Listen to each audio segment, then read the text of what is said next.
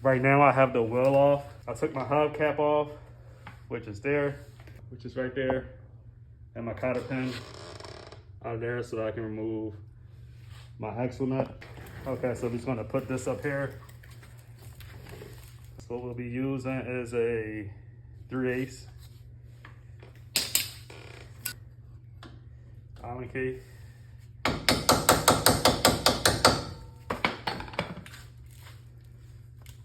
Easy. You want to have your steering wheel turned. This is the driver's side. You want to have it turned towards the passenger side.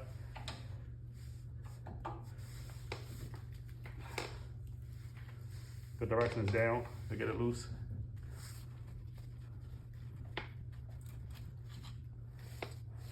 Let's get this piston pushed back a little bit. At this point, you can open up the reservoir. But if you do it slow enough, it should be okay. This thing was way out there. All right, so let's get the top one up.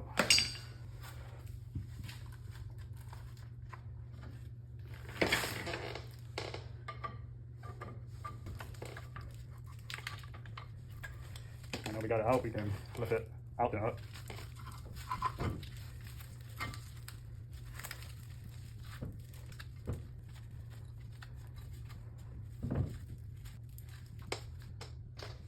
Got size 30.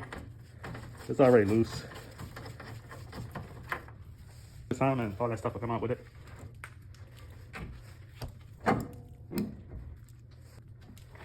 Jeez, do you see that? Do you see that, man? Another one there.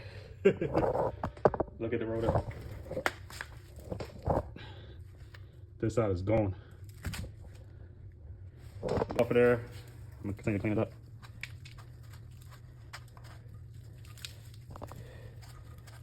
Welcome back. Got some premium grease here.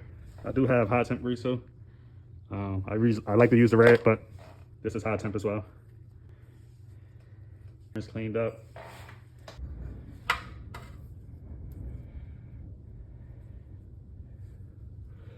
Up on there.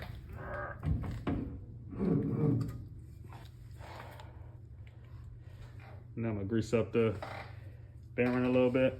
And this is a real messy job. Toss this up in there.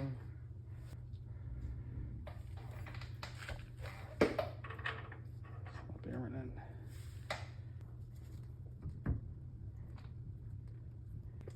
The forcer.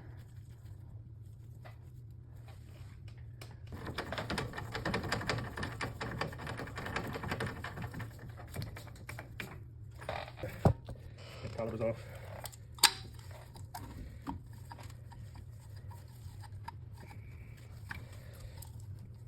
Come out of there.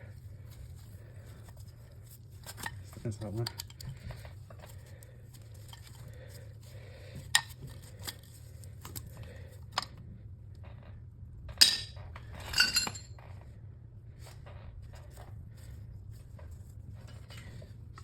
That's that one.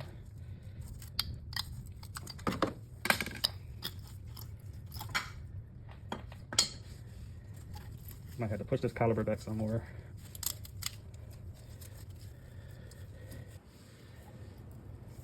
Got a C-clamp on it. It's going slow.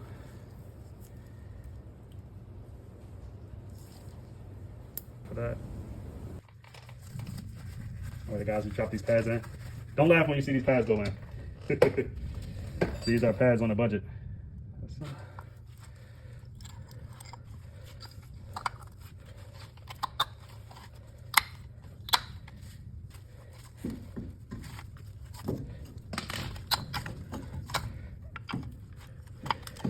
Definitely put the inside one.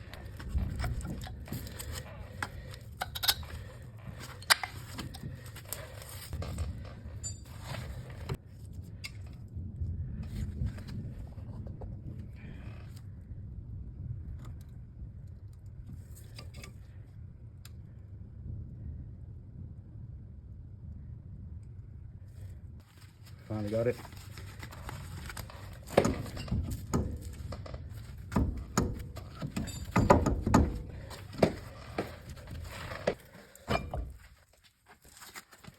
caliper pins were protruding out, so I just hit them with the hammer.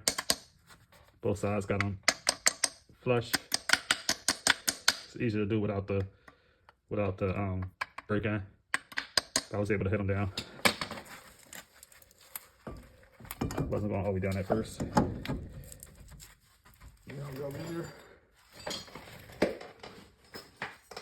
Just to give you an idea, this is how they work.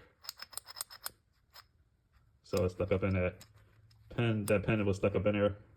The bolt is out, but the pin is still in there, and it's like kind of seized up a little bit. So I had to knock that pin back to get it to sit in the bracket. All right, so we're just gonna throw our bolts back in there.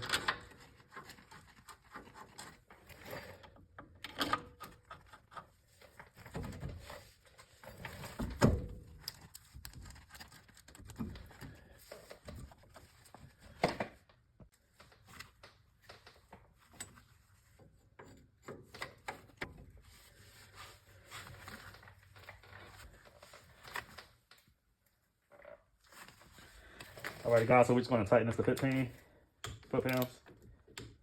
That's good right there. Loosen it. And then we're going to hand tighten it. Just a little tiny bit.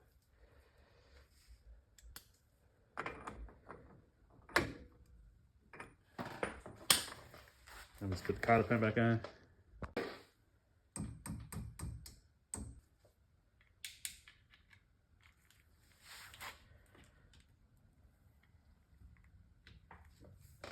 Got that all nice and clean.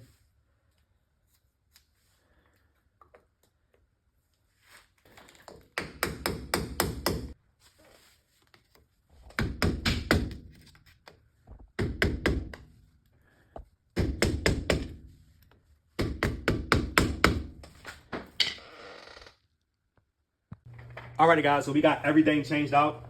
Everything is moving freely. I went to the junkyard and pulled this hub as well as these brake pads.